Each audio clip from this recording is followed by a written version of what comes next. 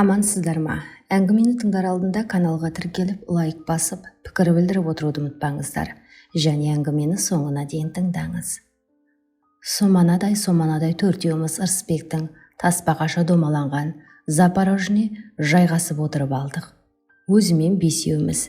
Бір кезде демалыс күндері аудан орталығынан ауылға, ауылдан аудан орталығына барғанда бесеуміз дәл осылай Аршабайдың көк велосипедіне жармасатын едік.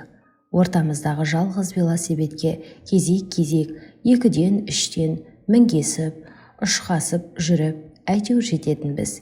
Менің есіме сол күндер оралды. Сонда Әлімжеттік қылып велосипедті көбірек иеленіп қалатын осы Әлімжан еді. Қазірде ол сол күндері есіне түскенде машинаның алдыңғы орындығын жұрттан бұрын келіп иемденді.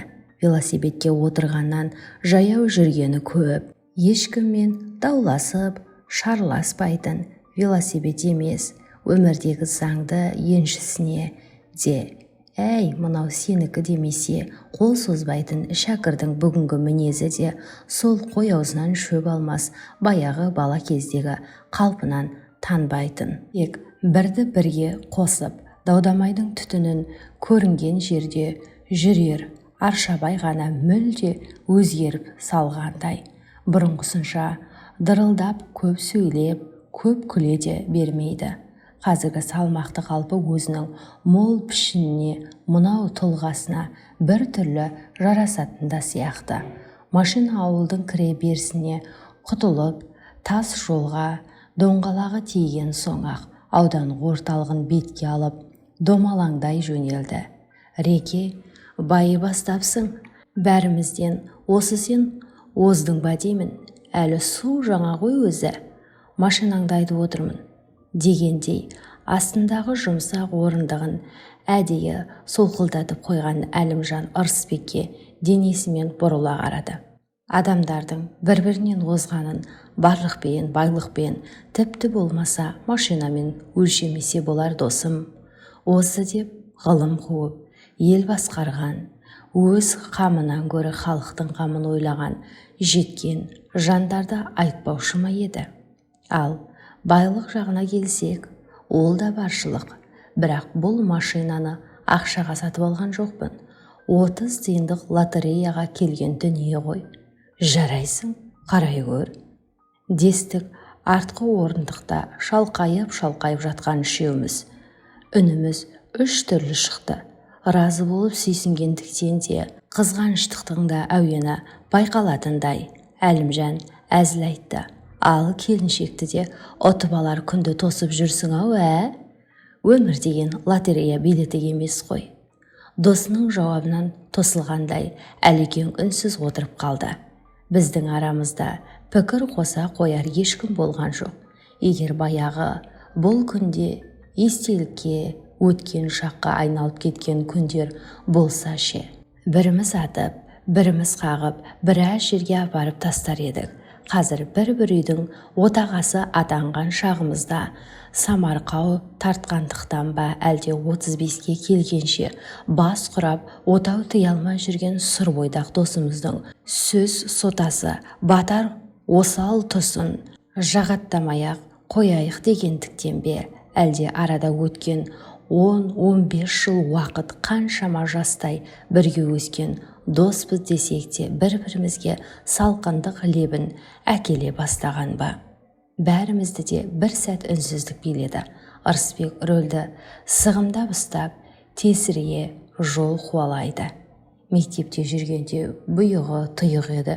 Мұғалім сабақ сұраса айтып, сұрамаса ең соңғы партада күжірейіп отыра беретін. Көзге түсіп қалу үшін қане кім айтады дегенді естімесе, мен деп қақшақтай қалатын қайсы бір жақсы оқитын пысықай оқушылар сияқты емес, қашанда сабырлы қалпынан бір танбайтын.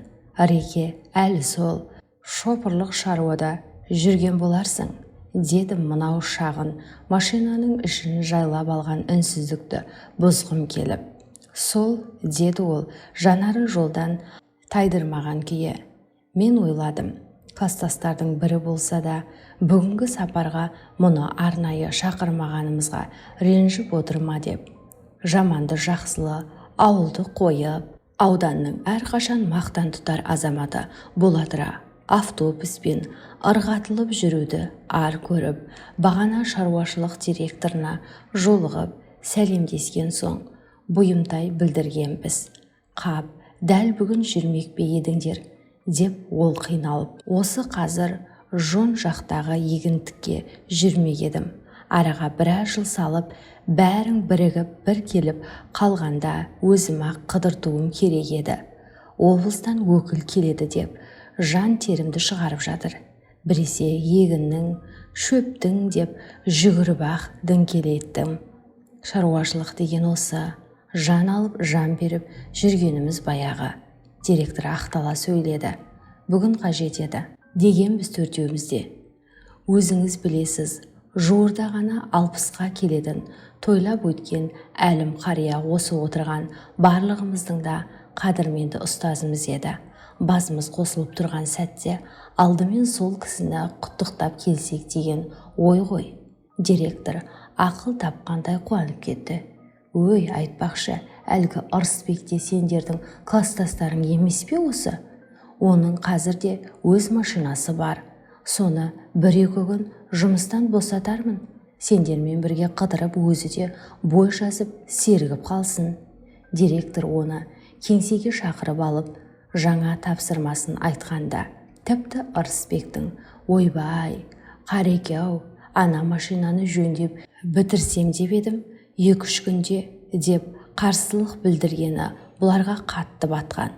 Аман сәлемді де 10 жыл бірге оқыған адамдардың кездесуіне ұқсаған жоқ. Ресми түрде ғана келіп, қол алысып, үй-үш бала-шағаның есендігін келте сұраумен ғана шектелген. Ырысбектің мұншама тоң мойындылығы үшін өзі қысылғандай директор мұның сөзін жуып шайған. Ештеңе жоқ.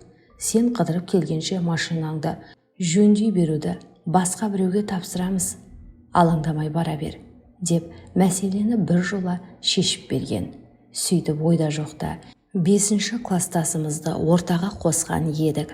Әрине, оның бүгінгі оспадарлығы үшін ренжуімізге, өкпелеп көрмей кетуімізге де болар еді.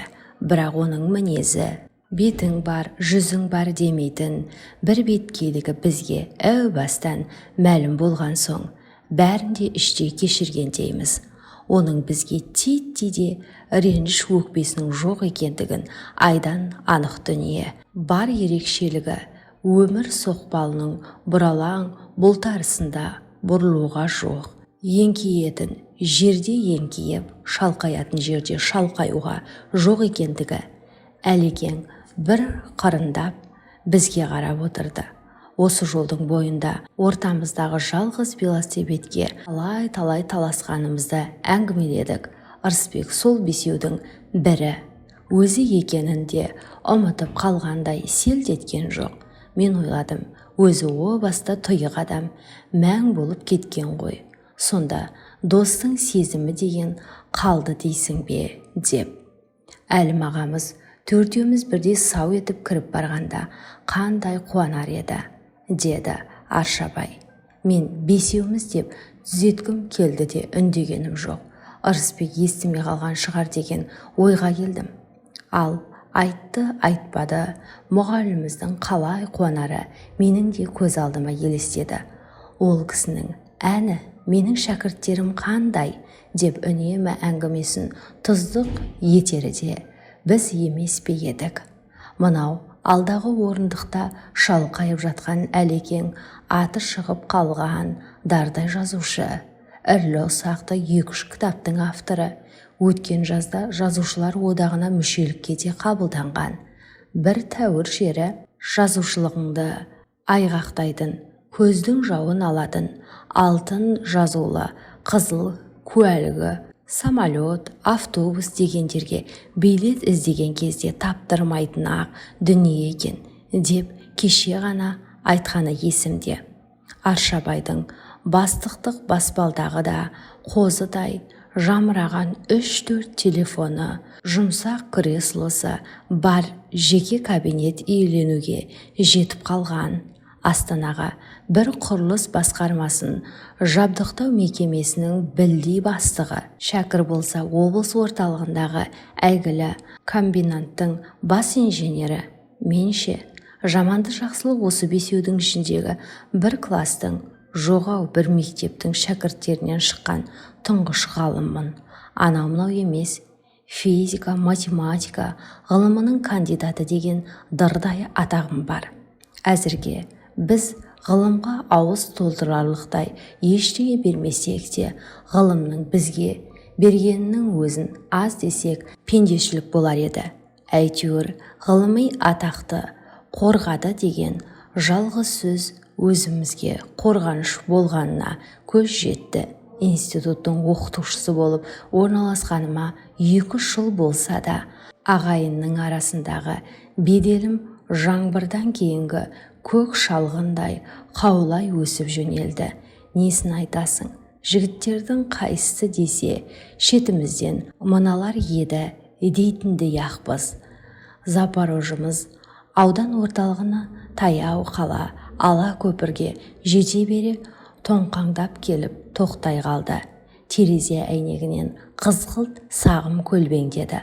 Жап-жас қыз 12-13 шамасында ғана Ырысбекке бас изеді де машинаның ішіне көз жүгіртіп, сыпайы ғана сәлемдесті. Түу, автобус жоқ болып, деді сонан соң имене сөйлеп. Қол көтерсем бір машина тоқтамайды. Кел, ағайларыңның жанына сыйысып отыра ғой. Ырысбек кабинадан түсіп, мен отырған жақтың есігін ашты. Қыз машина ішіне бос орынның жоғын көргенде абдырап қалды. Құралайдың жанарындай жаудыраған көзімен бір түрлі тұнық қарайды екен. Тоқта, қайдан көрдім бұл жанарды? Әлекең сақтық білдірді. Реке автоинспектор Көкен кездесіп қалса, көп тәжікілесіп, жатпай-ақ талоныңды тесіп беріп жүрер. Сонан соң бізден көріп шаңымызды қағып аларсың. Оның үстіне орында жоқ қой. Ештеңе етпейді. Ол жағынан қам жемеңдер. Рекеңнің үні сенімді шықты. Сонымен бірге сенің жұмысың не? Машинада, тесілер талонда менікі ғой, дегендей салғынсыз байқалғандай үнмен. Мен ойладым, мынау достарын сыйлаудан қалған-ау деп. Біз қанша сығылысқанмен қызға орындықтың алақандай бір бұрышынан артық орын ауыспады. Бір уыс болып 4 аяқтан бүрісіп отыр. Айналайын, кімнің баласысың, деді шәкірт. Айнабектің, деді қыз. Ол кісі қайда істейді, деді Аршабай. Мен сарала тартқан егінге көз салдым. О шетімен бұ шетіне көз жеткісіз болып толқып жатыр жарықтық. 3-4 жерден суды ақ бұрқақ қылып аспанға атқан жаңбырлатқыш машиналар көрінеді. Жерге себезгілеп шашылған су тамшылары күн сәулесіне шағылысып, тоты қанат кемпір қосақтар ойнайды. Балалық шағымызда осы маңның бәрі қалың қара жусан өсетін жайылым болатын. Қыздың бір сөзін естіп қалдым. Әкем былтыр қайтыс болған, деді ол. Жүрегім шым ете қалды. Мен қыздың кіп-кішкентай жауырынына қолымды салып, бәсе, жанарыңда мұң бар сияқты еді. Ашынбай, аңдаусызда қойған сауалы үшін қысылғандай ажарын төмен салды. Деді Әлекең артына бұрылып, апырай, қиын болған екен-ау, дегендей үнінде аяушылық бар. Танымадыңдар ма? Өзгенікі өзге, сенің танитын жөнің бар еді ғой, деді Ырысбек Әлекеңе қарап. Раушанның қызы ғой, бізбен бірге оқыған Раушан ше? Раушан? Қай Раушан? Аршабай есіне түсіре алмай қиналды. Сара Молдыйнова ше? Үнемі алдыңғы партада отырушы еді ғой. Әлекеңнің ақсұр жүзі күрең тартты. Қабағының үсті де дір ете қалғандай көрінді маған. Рекай, баяғы мінезіңнен бір танбайсың-ау. Өткен істердің өңін айналдыра бергеннен бірдеңе өнер деймісің. Ол сөйтті де мына бейтаныс ағайлардың не үшін келісе алмай қалғанынан бейхабар отырған қыз жаққа ұрлана қарады. Ырысбек қайтып үндеген жоқ. Жанарымен жол қуалаған күйі отыра берді. Солай десті Шәкір мен Аршабай. Бәсе, Жанары бір түрлі таныс сияқты еді. Шешесіне тартқанын қарашы, деп ойладым мен. Айтпақшы, осы Ырысбек сол Раушанға өлерде ғашық еді осы. Оқылған кітаптардың ұмытыла бастаған оқиғасындай болып, сол бір жылдардағы Ырысбек пен Раушанның басындағы махаббат романының кей сәттері менің есіме орала бастады. Ұмытпасам, 8-9 класста болса керек, екеуі көбіне бір жүріп, сабаққа бірге даярланатын. Мектеп бітіретін соңғы жылдың 1-ші тоқсаны тәмамдалып қалған тұс. Бір күні сабақтан қайтып келе жатқан Ырысбектің әлденені айтқысы келіп, айтуға себеп таба алмай келе жатқанын сездім де. Не жаңалық бар, Реке, дедім. Раушанды жақсы көресің, бірақ ешкімге білдірмеуге тырысасың, ол сырыңды бүкіл класс біледі. Ырысбектің құлақ шекесіне дейін күреңітті.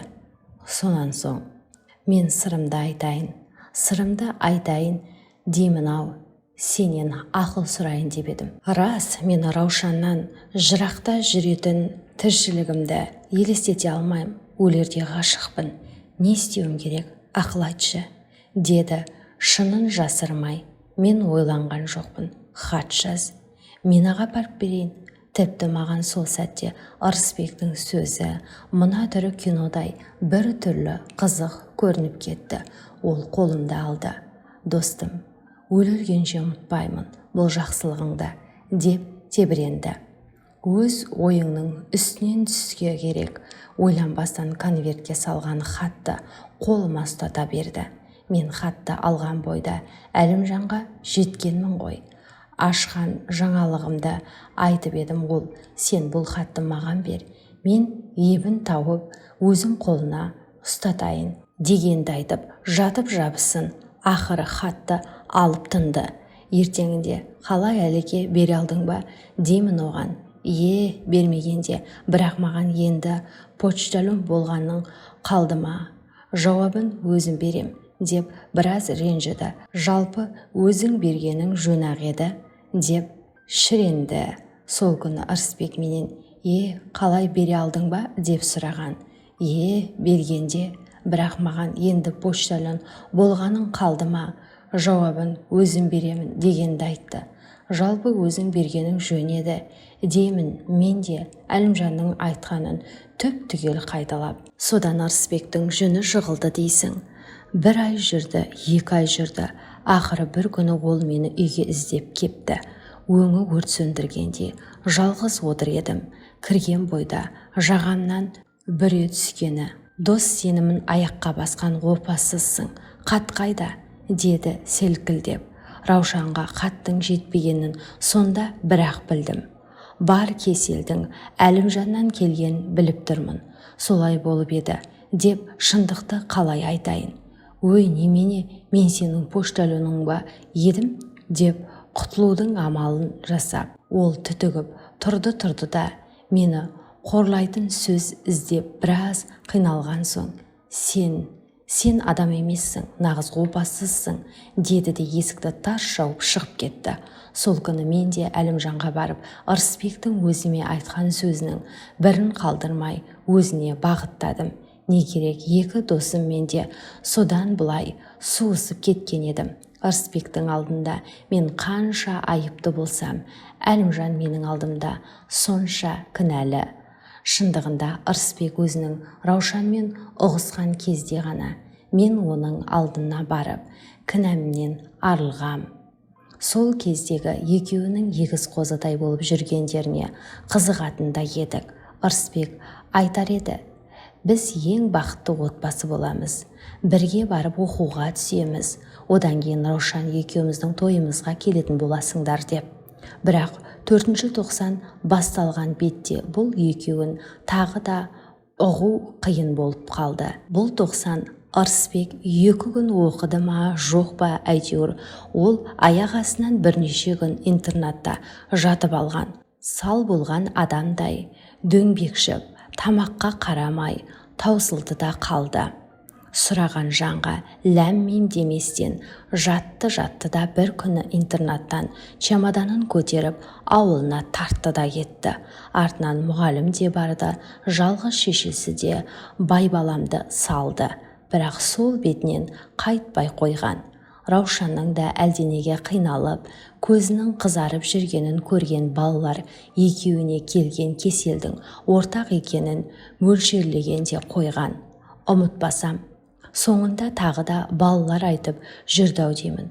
Раушан Ырысбекке: мен енді сенің басқан ізіңе татымаймын. Аттестат алған күні кез келген біреудің етегінен ұстап кете беремін. Мені жақсы көргенің рас болса, ұмытуға тиіссің десе керек. Оның ондай айдың күннің аманында зар кешер қандай күйге ұшырағанын таң тамаша қалғанбыз. Айтқанындай-ақ Раушан үйінің рұқсатын алмастан әйелінен ажырасқан, егделеу біреуге тұрмысқа шықты дегенді соңынан естігенбіз. Әлде шын, әлде өтірік. Осы отырған әлекең Раушан болары болып бояуы сіңді.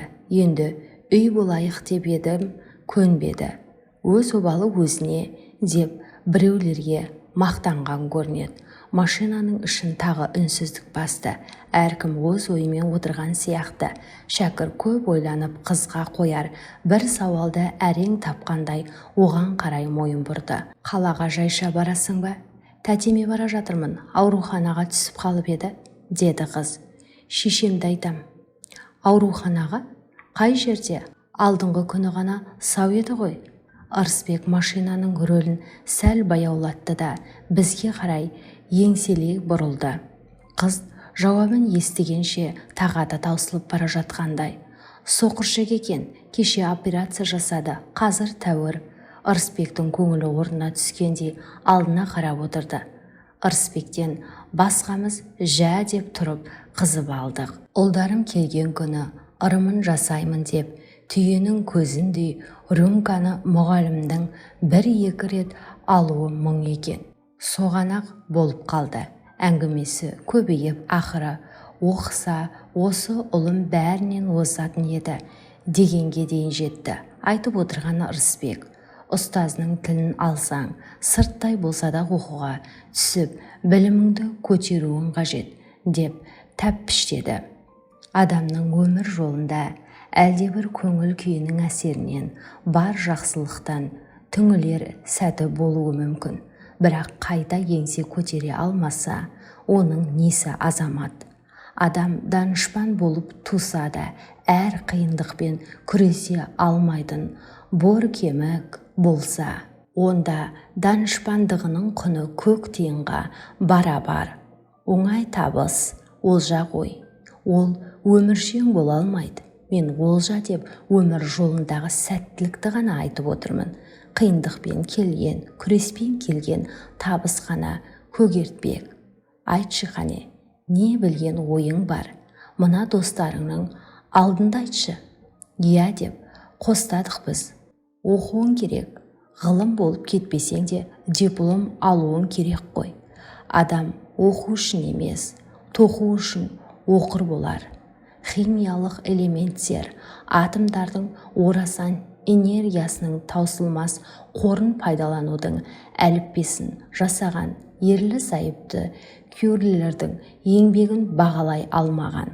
Олардың бір радийді іздеп 8 жыл өмірлерін сарп еткенін білмеген физик ғалым болғанша қоғамға қарапайым еңбегіммен пайдамды тигізсемше деп қарап отыр. Қыршаңқысын қарасаңшы, жаңа бір сөз арасында жігіттермен әңгімелесіп отырып, ғылымның белгілі бір адамдар тумайды-ау, уақыты келгенде дами беретіндігін дәл сол кезде Пьер мен Мария Крюллер болмаса да басқа біреулердің радиоактивтерді ашуы мүмкін екендігін айтып едім. Сол тұстан ұстап, байқатпай шалып отырған түрі мынау. Онымен қоймай, менің пікірімді бұл ұлылықты жоққа шығару, ұлылықтың қадірін білмеушілік. Мұның түп тамыры егер Толстой тумаса, соғыс және бейбітшілікті басқа біреу, Әуезов тумаса, Абай жолын басқа біреу жазар еді деген лағушылықпен апарып саятты. Бұл тектес ғалымдықты біздің ғасырымыздың басына дейін Швейцарияның Берн қаласындағы почта қызметкерлерінің арасында да философия ғылымының докторлары кездесе беретіндігіне теңесем көңіліне келер еді-ау деп күледі. Әрине, бірге оқыған кластастар бір-біріне не деп әзіл айтпайды. Соған баладым да ғалымдығыма шүбә келтірген пікірі үшін тұтана бастаған ашуыма сап-сап сабыр айттым.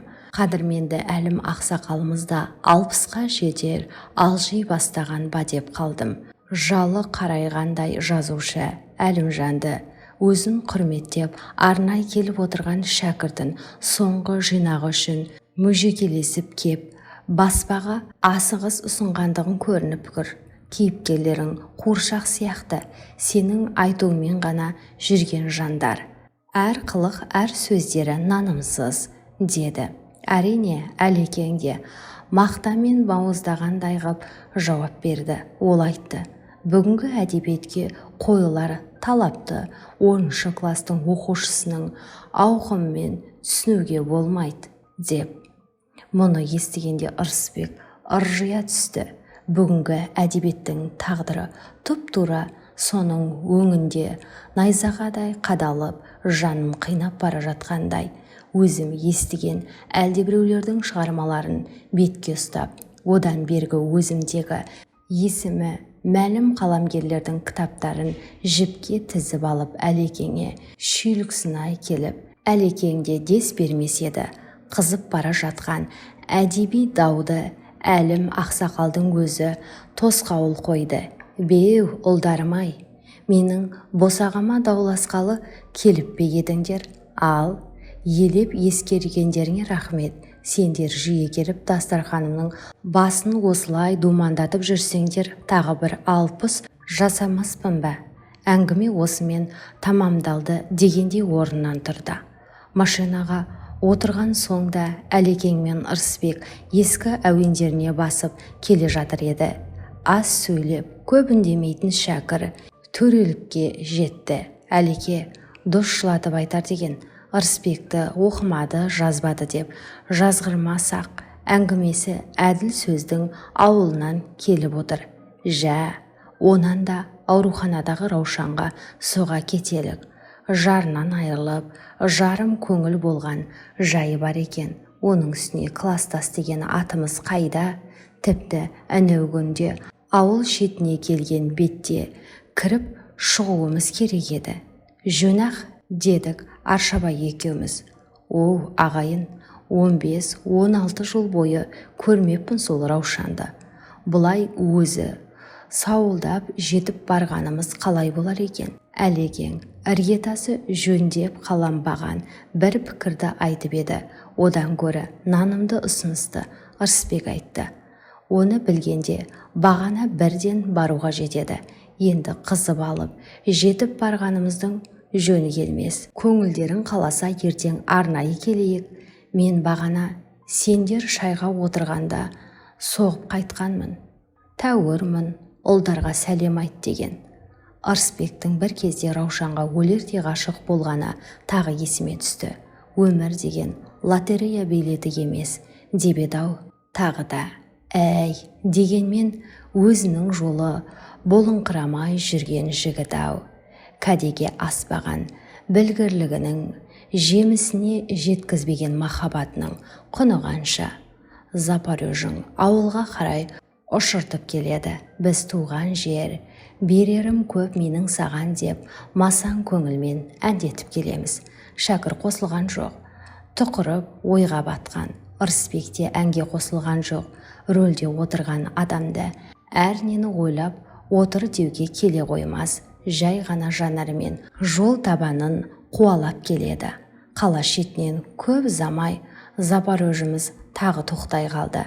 Тағы да терезе алдынан қызғылт сағым көлбеңдеді. Ой ағайлар, мен сіздерді аңдығандай болды ма өзі? Деді бағанағы қыз. Тағы да орындықтың бір пұшпағына сығылыстық. Есімің кім жаным? Мен бағана ұмытқан сауалымды енді қойдым. Махаббат.